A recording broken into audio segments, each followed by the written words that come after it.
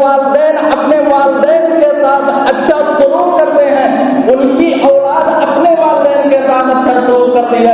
اندازہ لگا سکتے ہیں حضرت ابراہیم علیہ السلام کا باپ جو مشرک تھا، مشرک ہونے کے باوجود بھی جب انہیں توحید کا پیغام پہنچاتے ہیں تو کیا کہتے ہیں؟ یا ابت لم تعبدون، اے میرے ابو جان کیوں عبادت کرتے ہیں؟ یعنی بڑے پیار و محبت سے ابو جان کہہ کر کے پکارا۔ تو حضرت اسماعیل علیہ السلام نے اپنے باپ ابراہیم علیہ السلام کو بھی کہا یا ابت افعل ما تؤمر، کہ اے میرے ابو جان جو اللہ نے حکم دیا ہے وہ کر گزریے۔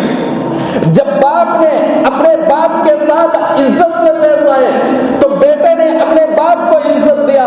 معلوم یہ چلا کہ جب والدین اپنے والدین کے ساتھ اچھے سلوک کرتے ہیں، اچھا سلوک کرتے ہیں تو وہ اولاد اپنے والدین کے ساتھ حسن سلوک سے پیش آتی ہے۔ تو ہمیں نصیحت کرنی چاہیے کہ والدین کے ساتھ یہ حسن سلوک کریں۔